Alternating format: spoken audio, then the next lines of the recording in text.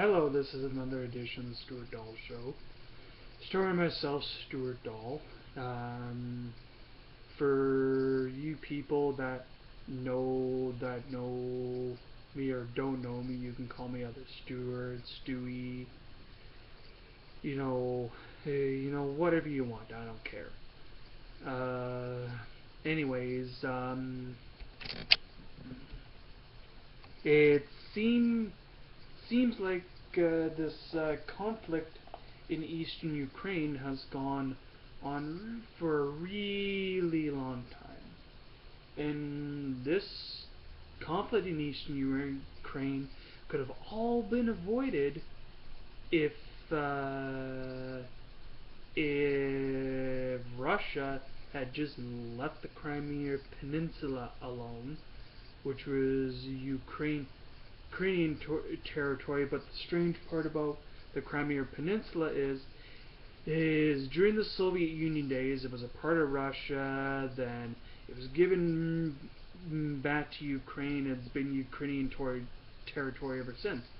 Well, this whole chain of events in eastern Ukraine all started, I think, last year or the year before that, when the Russian-backed Ukrainian President Viktor Yushchenko was ousted from power, and this conflict could have been all avoided if he wasn't ousted from power. But some people in Ukraine were really dissatisfied with him because he broke relations with the EU, basically the short for the European Union, to have closer ties with Russia. Like really? You know, whatever. You know, some people in some governments around the world really don't give a two rat's ass shit. And sorry for the language, no pun intended. Anyways, what else? Yeah, so this conflict in Eastern Europe, it could have all been avoided, in that, but people were dissatisfied with Russian-backed Ukrainian President Viktor Yushchenko, so he was ousted from power. Then the cherry on top of the sundae of this whole chain of events that started this conflict in eastern Ukraine was when Russia annexed the Crimea Peninsula last year. At first, these uniformed people, they had no insignias, nothing on their uniforms, identify them as Russian soldiers, which was really weird. But they were they were more than likely pro-Russian gunmen that were supplied these weapons and took over the Crimea Peninsula. Like they took over key military installations and bases and whatnot. But the thing is Russia in that region only has one naval base at the Crimean port of Sevastopol. That's where their navy is based. And what else? In Germany, it looks like this 93-year-old former non-commissioned SS officer is actually fit for trial. Because I think it was last week or the week before, I don't know when it was. Apparently it was cancelled because they thought he wasn't fit to stand trial, but now he's fit to stand trial on 300,000 counts of accessory to murder because he was a part of the infamous Waffen SS. He was an SS guard at the former Auschwitz concentration camp, where at that camp alone, most of the victims that were killed 90% of them numbered 1.1 million Jews in that. And the reason why he's an accessory to murder is because of his role in, taking the belongings and that from the Jews and stealing the money and that. And, whatever else, other dirty work that that Heinrich Himmler and the rest of the SS wanted these guards to do. But anyways, if he is convicted, he could face either up to 3 years in prison or 15 years in prison. But here's the thing: this 93-year-old former SS non-commissioned officer, who was a guard at the Auschwitz concentration camp, like, he's 93, so like the chances of him if he's convicted, like if he gets 3 years in prison or 15 years in prison, he's not gonna last long because he's 93. Like, he literally survived 6 years of the most terrible conflict in human history, World War II. But yeah. What else? It looks like at the World 2015 World Men Hockey Championships, which are currently being held in the Czech Republic, it looks like that Team Canada has now finished on top of their group undefeated with a 7-0 record, which is really good for Team Canada because they have a really good wealth of talent. They have their captain Sidney Crosby, who's also the captain of the Pittsburgh Penguins, and they have players like Jordan Eberle and Taylor Hall, Nathan McKinnon, all these wealth of players and players that have experience in that at the World Men's Net, and some of these players that are now with Canada's World Men Hockey Squad have played at the World Juniors, like, players like Sidney Crosby, Jordan Eberle, more than likely Taylor Hall, Nathan McKinnon, these young up-and-coming hockey stars. What else?